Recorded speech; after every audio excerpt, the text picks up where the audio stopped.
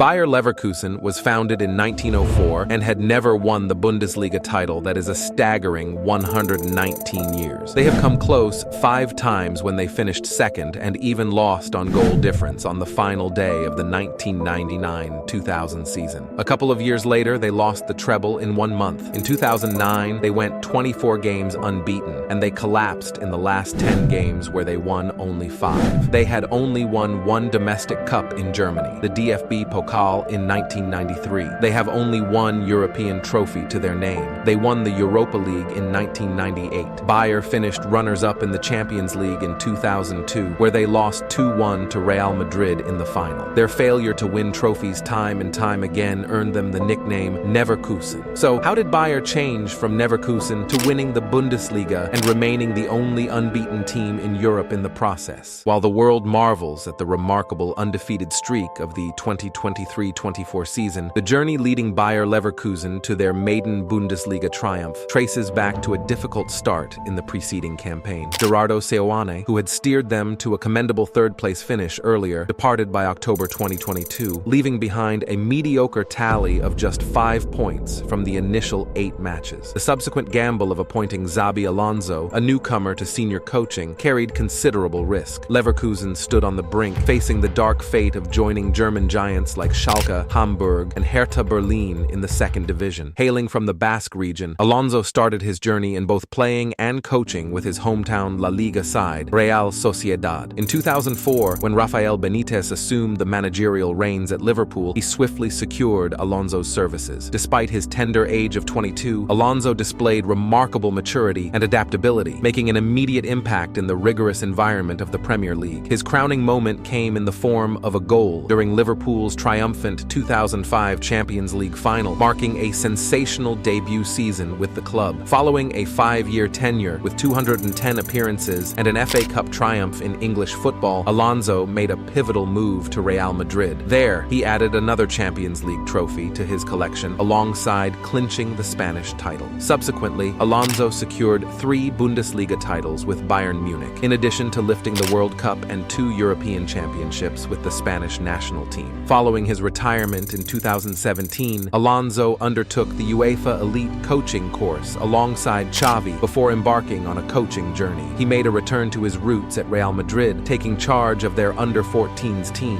In 2019, he revisited another former club, assuming the role of head coach for Real Sociedad B in Spain's 3rd tier. Under his guidance, the team achieved promotion to the Segunda Division, although they faced relegation in his final season at the helm. Back in 2019, when Mourinho was asked about Xabi Alonso as a coach, he said, "His father was a manager, so he grew up similar to me. He was born with the father player, he grew up with the father manager, then he became a player, much better than I was, a top player. His position on the pitch and his knowledge of the game very high, and then he played in Spain, in England, and in Germany. And he was coached by Guardiola, by myself, Ancelotti, Benitez. If you put all this together, I think Xavi has conditions to be a very good coach." Sporting director Simon Rolfes upon Alonso's appointment. "It's not solely about experience, it's about quality," he emphasized. "While there's always an inherent risk, the imperative is continuous improvement. I'm thoroughly convinced it will yield results." Indeed, it proved to be the case. Despite a mixed bag of outcomes in his initial month, Alonso's tactical philosophy began to assert itself, employing a system grounded in possession control, width generated by wingbacks, and an aggressive pressing game. Leverkusen garnered 46